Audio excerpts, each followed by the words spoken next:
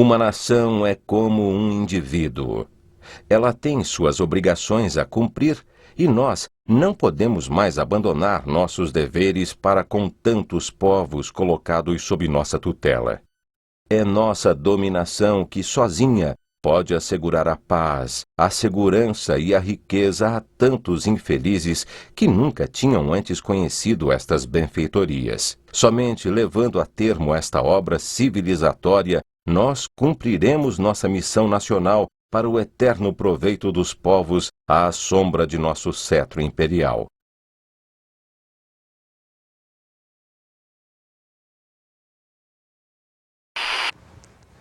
Salve, turma! O tema da aula de hoje vai ser imperialismo. Bom, nós vimos no nosso clipe de abertura a questão do imperialismo no discurso Chamberlain. Ele fala a respeito de uma nação mais superior que vai trazer a civilização às mais inferiores. O contexto do discurso do Chamberlain exatamente é o que nós vamos tratar em aula. O contexto do imperialismo. Como se fosse um momento em que a Europa ensinaria ao mundo o que é o certo, ensinaria ao mundo o que é ser civilizado ou não. Mas uma coisa nós temos que ter certo no momento.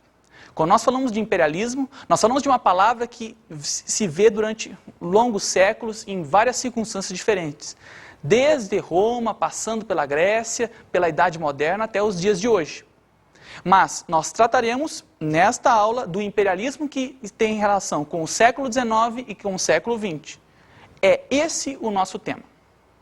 Bom, a primeira pergunta que nós poderíamos falar é: o que é imperialismo? Essa pergunta do que é imperialismo, nós encontramos uma definição no Dicionário de Política de Norberto Bobbio, um sociólogo italiano. Vamos vê-la. Expansão violenta por parte dos estados sobre áreas territoriais da sua influência ou poder direto, e formas de exploração econômica em prejuízo dos estados ou povos subjugados.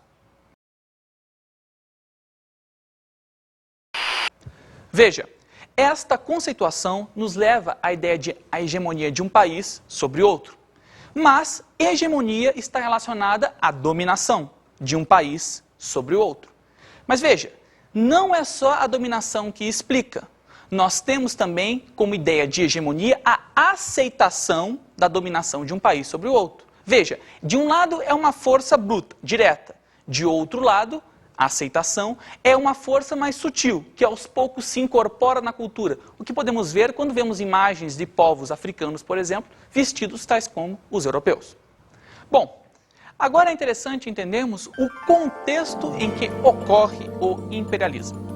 Primeiro, o imperialismo está relacionado à Segunda Revolução Industrial. É uma consequência da Segunda Revolução Industrial. Há um momento de produção, há uma busca por mercados para essa produção ser vendida, daí o imperialismo, essa busca por outras áreas. Também devemos relacionar e ter uma noção que o imperialismo está relacionado ao progresso técnico-científico, que nós podemos ver como uma melhoria da Segunda Revolução Industrial. A Segunda Revolução Industrial nos oferece a eletricidade, o aço, enfim, novas fontes de energia como o petróleo. É um progresso que, sem dúvida nenhuma, afeta aquele contexto. Aquele contexto também, a economia estava regulada no que poderíamos chamar de capitalismo monopolista. Isto é, a concentração de produção e de capital. O local em que ocorre o imperialismo também é importante. Basicamente, a Europa Ocidental e os Estados Unidos. A partir de 1860, 1870. Nós podemos notar também na época a formação de uma oligarquia financeira. Oligarquia que vai fazer os cartéis, os trustes, enfim, um pequeno grupo que vai dominar grande parte do setor da economia. Esse pequeno grupo vai associar as atividades da indústria com o capital vindo dos bancos, onde há muito dinheiro e onde se requer muito dinheiro. As características do imperialismo são essenciais na compreensão desse momento. Podemos citá-las, por exemplo, necessidade de mercados consumidores. Com a grande produção que ocorre na Segunda Revolução Industrial, há essa necessidade por esses produtos serem consumidos por alguém. Também há necessidades de matérias-primas. Com o imperialismo, se busca essas matérias-primas que são essenciais para este momento, para essa nova indústria desta época. Com o imperialismo, também podemos encontrar uma nova divisão internacional do trabalho, no qual a Europa fica com os produtos industrializados e os países sendo dominados, os que estão sendo dominados, são meros consumidores ou fornecedores de matérias-primas. Podemos também traçar como ideia que há no imperialismo uma política anexionista, como o exemplo da África e da Ásia, que tem boa parte de seus territórios anexados, dominados diretamente pela Europa. Mas, se não é anexionista, há uma política de domínio econômico acentuado, que é o caso da América. A América Latina não foi dominada diretamente nesse período, mas ficou totalmente dependente economicamente da Europa. É uma nova colonização, mas a colonização do imperialismo tem grandes diferenças da colonização existente em um tempo anterior, lá pelos séculos XV, XVI, a colonização do antigo regime, a colonização do pacto colonial. Vamos ver essas diferenças.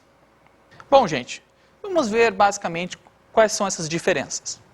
No antigo sistema colonial, entre o XV e o XVIII, o contexto do capitalismo comercial, um capitalismo baseado no comércio, na circulação de mercadorias. Nesse momento, entre os séculos XIX e XX, o capitalismo monopolista, a busca por monopólios, a busca por garantir mercados. Um outro fator é a forma. No antigo sistema colonial, há um domínio político, isto é, você conquista as terras e elas são suas colônias diretamente. E essa é a única forma. Já no contexto do imperialismo do século XIX, temos o domínio político formal, muito semelhante, mas também o domínio econômico informal. Isto é, países conquistam a sua independência, mas eles são dependentes economicamente. Nós temos também uma outra diferença. Antigamente, naquela época, era o continente americano. Agora, o imperialismo também ocupa a América, daquela maneira, informal, uma dominação indireta, econômica. Mas, formalmente, isto é, uma dominação direta, temos a Ásia e a África sendo praticamente repartidas. Os objetivos são diversos. Veja, no antigo sistema colonial, metais e produtos agrícolas tropicais. Exploração simples, uma extração rápida. Já no contexto do imperialismo do século XIX e XX, a busca por mercados consumidores, busca por matérias-primas e campos de investimentos de capital. Veja, o contexto é outro, logo, as reivindicações são outras, os objetivos são outros. As práticas do imperialismo são os fundamentos e as justificativas para que ele ocorra. Para que isso seja entendido, é necessário que nós compreendamos o contexto da era vitoriana e da bela época em que se vivia. Isto é, naquele momento, a Inglaterra, o país símbolo do imperialismo, vivia o seu auge lá com a rainha Vitória, uma sociedade baseada na pureza dos valores e na sensação da superioridade europeia. A civilização europeia, naquela época, se colocava como o centro da difusão da civilização, o centro da difusão do conhecimento ideal, dos valores ideais, dos costumes a serem seguidos. As justificativas ideológicas estão dadas. Elas nos mostram exatamente isso. Ideias que fazem jus a um movimento econômico maior. Vejamos agora, para ilustrar isso, o poema de Richard Kipling, A Carga do Homem Branco. Aceite a carga do homem branco. Produza o melhor que você pode criar. Prenda seus filhos ao exílio para servir às necessidades dos prisioneiros. Para aguardar em pesada faina do povo irrequieto e selvagem, povos recém-cativos e taciturnos, meio demônios e meio infantis. Aceite a carga do homem branco com paciência de suportar, para velar a ameaça do terror e verificar a demonstração de orgulho. Com linguagem aberta e simples, centena de vezes esclarecida, procurar a vantagem do outro e conquistar o lucro alheio. Aceite a carga do homem branco. As guerras selvagens de paz, preencha a boca da fome e tente deter a doença. E quando se aproximar do objetivo, do fim procurado para os outros, observe a preguiça e a leviandade dos gentios. Dirija à frustração suas esperanças.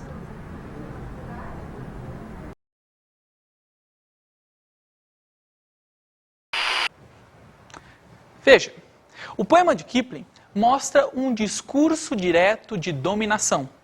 O homem branco dominando o incivilizado. Ele elaborou esse poema tendo como ideia mostrar a missão do homem ocidental, do homem europeu, na construção dos grandes impérios, o grande fardo que ele iria encontrar.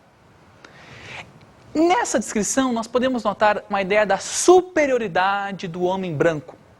Uma superioridade que lhe dá o direito de exploração. O fardo do homem branco é esse, é pôr ordem na casa, é mostrar ao bárbaro, ao incivilizado, o que ele deve fazer. Levar a civilização aos povos incultos e atrasados. Mas esse poema é direto, ele não esconde nada. Mas há formas indiretas de dominação que existiram e que se formaram naquela mesma sociedade. Essas formas indiretas mostram a relação entre a cultura e o imperialismo. Um exemplo disso, que pode parecer banal e que passa batido, é a teoria da origem das espécies do Charles Darwin. Veja, quando Darwin elabora a teoria, elabora uma teoria evolucionista, que mostra dos seres mais primitivos atrasados aos mais evoluídos. Veja, o contexto em que ele elabora essa teoria, que ela é aceita na biologia, não entro nessa discussão, é o contexto em que nós podemos perceber uma evolução das formas bárbaras, incivilizadas, às formas superiores. Queira ou não, Darwin estava inserido naquele caldo cultural, naquela época, e essa sua teoria está influenciada pelos padrões daquela época. Agora, como outra forma de dominação indireta, vamos ver uma historinha em quadrinhos que parece que passa muito batido. A do Tintim. Tintim na África. Uma historinha lá escrita em 1930, 1931. Vamos vê-la e entender um pouco melhor dessa forma sutil e indireta de mostrar a superioridade do homem branco europeu frente aos incivilizados. Bom, na nossa história nós podemos perceber o seguinte. Tintim está ali parado, vem um africano e o pede ajuda. Tintim leva o africano no carro, leva no banco de trás, até que ele para numa ferrovia. Repare, ele para numa ferrovia e o africano fica no banco de trás. O cachorro do Tintim é que está ao lado dele. Pode ser paranoia, mas é um pequeno detalhe que vale a pena. Vamos continuar. Ele para ali, ele está enganchado na ferrovia, nos trens. De repente, vem um trem na direção dele. Há um certo pavor do que acontece. O que acontece no fim, o trem bate no carro, mas é o trem que quebra. Outro detalhe interessante. O carro não sofre dano algum, e sim o trem. Claro, o carro é dirigido por um europeu e é um carro europeu. O trem só tem africanos e é um trem africano. Logo, é impossível algo vindo da África abater a Europa. Veja, até nisso a superioridade está clara. Vamos continuar. Bem, o trem está quebrado, as pessoas reclamam, e quem é que vai ajudar as coisas a melhorarem? O Tintim. Ele diz, vamos trabalhar. E repare a cena. Estou muito cansado, diz o africano. Não é à toa. O trabalho aqui vem do europeu. O africano, devido ao clima, devido ao local, enfim, devido à sua cultura, é um preguiçoso, ele não tem capacidade de trabalhar. É isso que o quadrinho quer dizer. Vamos continuar. Até o cachorro do Tintim diz, vamos, deixem de preguiça e mãos à obra.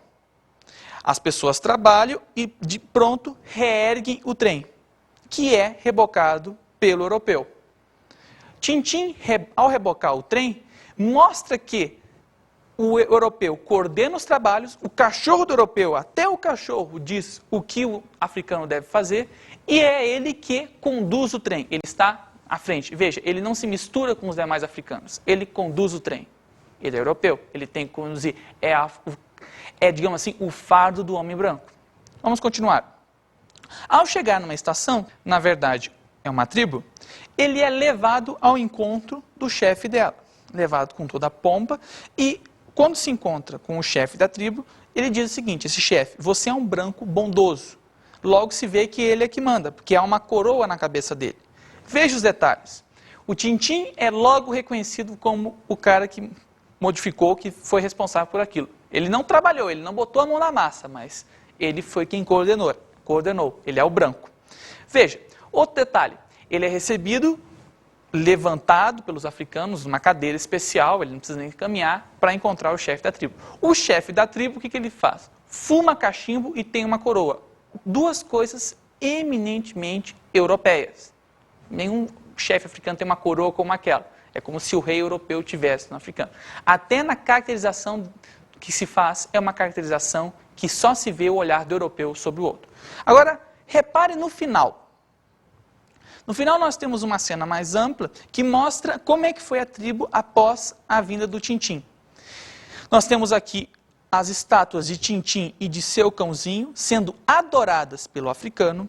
Nós temos mais abaixo uma mãe repreendendo seu filho, dizendo que se ele não estudar bastante, jamais vai ser como o Tintim. Nós temos aqui um velho da tribo ensinando que o Tintim é uma pessoa ímpar, que não se encontrará mais. E até os cães da tribo, eles fazem referência ao cão do Tintim, que é o cão Milu. Veja, a passagem do homem branco traz o benefício para aquela aldeia. A passagem do homem branco traz para aquela aldeia o que deva ser o bom exemplo, a orientação, a civilização a algo superior. Um quadrinho que foi feito na década de 30, um quadrinho praticamente inocente, mas que por trás dele tem muito dessa ideologia de uma Europa superior, uma Europa daquele momento. A expansão imperialista representa a corrida colonial, isto é, quando as potências europeias vão à caça, vão em busca de novas terras. Isso fica como marco dessa grande expansão o Congresso de Berlim, realizado em 1885. O congresso que vai definir, afinal, que terras vão ficar para quais países. São as regras do jogo que vão definir quais países vão ter quais territórios. A Europa oficializa essa busca por terras sem consultar os outros povos. É o Congresso de Berlim que nos deixa claro que ocorre a partilha da África, a divisão da África entre os países europeus. Mas para entender essa divisão da África entre os países europeus, vamos nos preocupar em achar os dados da ocupação imperialista na África, para você ver a importância do Congresso de Berlim e para se entender o quanto o imperialismo do final do século XIX foi determinante para isso. Vamos ver a tabela. Bom, essa tabela nos mostra o território africano dominado pelos europeus. Vejamos, do século XV até 1880, 10,8% desse território está nas mãos dos europeus. Basicamente, isso corresponde à expansão portuguesa na África. Só que, a partir de 1880, no momento no qual o imperialismo se cristaliza e muito próximo, anos depois, da Conferência de Berlim, até 1900, em apenas 20 anos, 90,4% do território africano está sob domínio europeu. Isto é, isso nos mostra claramente a voracidade europeia sobre a África, isso nos mostra claramente o interesse europeu durante o imperialismo. Para que isso fique claro, vamos ver dois mapas de época. No primeiro, nós temos a África antes do domínio europeu. Uma África que ainda tinha domínio português nessa região, mas era muito pouco o seu território. Veja, o território africano está todo dividido. Essa divisão corresponde às tribos africanas. Elas tinham territórios próprios, muitas não se davam uma com a outra, havia guerra entre elas, mas enfim, a África tribal, a África não europeia era assim. Após a partilha da África, após a Conferência de Berlim, o mapa é outro. Veja, todas essas tribos agora estão dentro de territórios, dentro de países nos quais elas não têm uma identidade comum. A identidade comum é a dominação europeia sobre esses locais.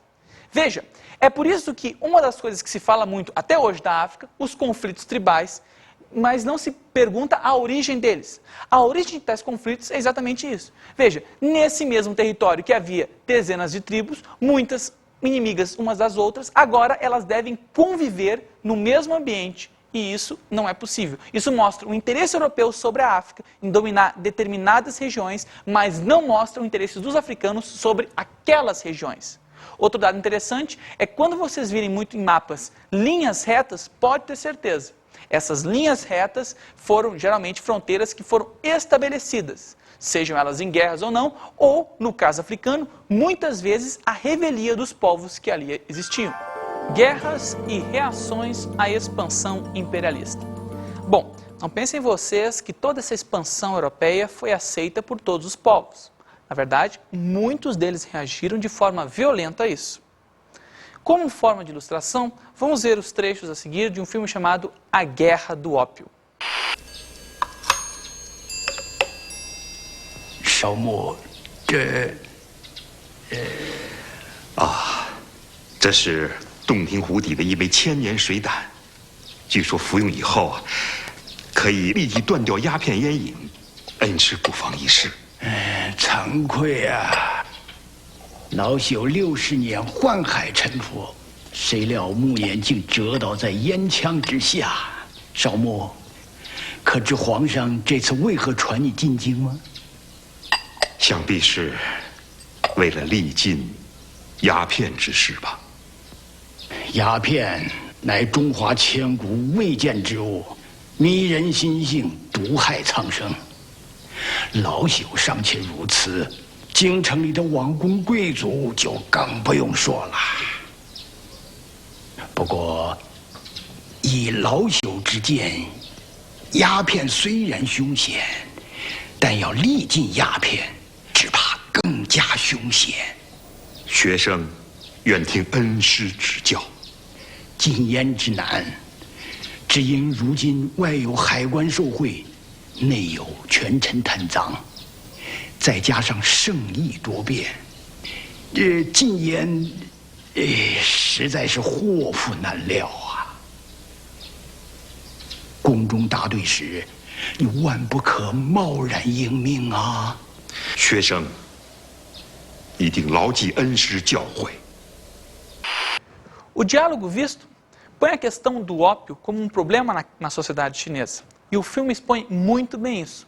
Só que esse problema houve uma tentativa de retirá-lo, num episódio conhecido como a Guerra do Ópio, entre 1839 e 1842.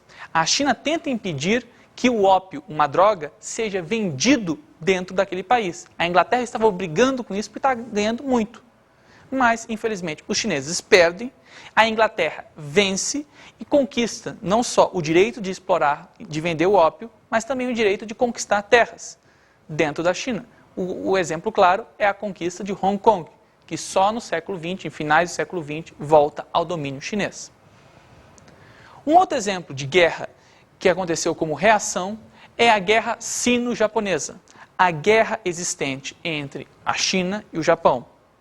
Em busca de terras, o Japão se dá bem e conquista Formosa, que vira, naquele momento, 1895, território japonês. Outro episódio foi a Guerra dos Boers, colonos sul-africanos de origem holandesa que, residindo ali na África do Sul, não querem impedir, na verdade, que os ingleses conquistem aquele território. Por fim, uma última revolta conhecida é a revolta dos Boxers. Os Boxers eram chineses que armaram uma revolta profundamente xenófoba, isto é, contra o estrangeiro, contra o ocidental, visto que o ocidental só trazia miséria àquele país. A revolta dos Boxers foi uma revolta muito forte, mas mesmo ela não conseguiu impedir a dominação ocidental na China. Bom, tendo em vista essas reações, nós podemos agora traçar, digamos assim, as consequências do imperialismo. Como consequências do imperialismo, nós podemos dizer que ele está ligado à Primeira Guerra Mundial. Veja, segunda Revolução Industrial vai gerar o imperialismo vai levar à Primeira Guerra Mundial. nós podemos notar uma certa decadência do imperialismo no período posterior à Segunda Guerra Mundial. Esse imperialismo que vai entrar em decadência após a Segunda Guerra Mundial, vai ver que os países que ele havia colonizado, os países que ele havia conquistado, vão se tornar cada vez mais independentes. As políticas imperialistas entram em crise e nós temos aí como consolidado o episódio da descolonização afro-asiática, descolonização na qual os países africanos e asiáticos que estavam sob o domínio europeu conquistam a sua independência. Só que a conquista de sua independência vai gerar um novo tipo de dominação. Uma dominação que é uma dominação não direta, política, domínio dos territórios, mas uma dominação econômica, uma dependência econômica. A dominação prossegue até os dias de hoje. E o episódio do imperialismo, apesar de toda a sua força, apesar de toda a sua consequência, das mortes que causou, dos lucros que causou a poucos, bem, mesmo assim, ele fica como lição de algo que ainda não acabou por completo e sim modificou a forma. Bom, gente, agora nós vamos à nossa dica de estudos.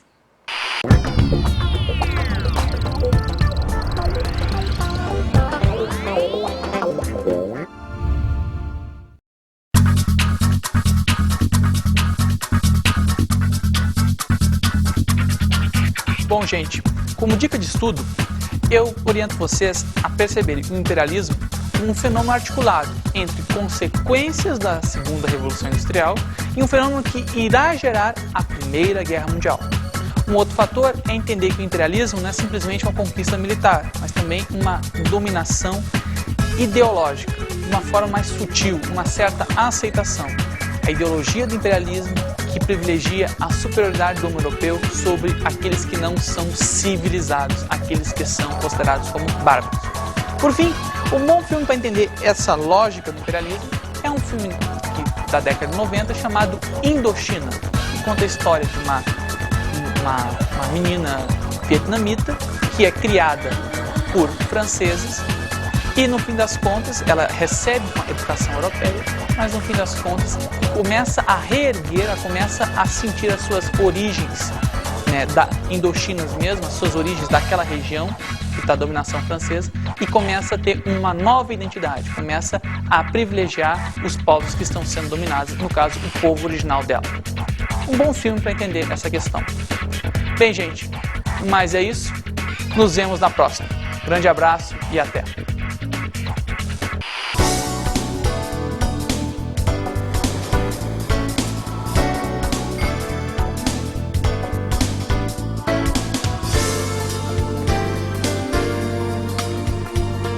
Na aula de hoje falamos sobre o imperialismo. Abordamos as práticas do imperialismo. As práticas do imperialismo ocorrem numa Europa, uma Europa da bela época, da era vitoriana, no qual ela se via como superior a qualquer outro continente, a qualquer outro povo, e se via no direito e obrigação de levar a civilização e os bons costumes ao outro povo. Isso através da força militar, da conquista de territórios e também através da questão ideológica da cultura da época que legitimava este avanço. E vimos as consequências do imperialismo. De imediato, o imperialismo vai redundar na Primeira Guerra Mundial, um confronto inter-imperialista. Mas, um pouco mais adiante, podemos notar que o imperialismo vai mudar as práticas. Isto é, após a Segunda Guerra Mundial, haverá movimentos de descolonização. Isto é, a prática imperialista de domínio direto vai acabar. Agora surgirá uma nova prática que será difundida até os dias de hoje. O imperialismo econômico, o domínio econômico, uma forma indireta. Até a próxima aula.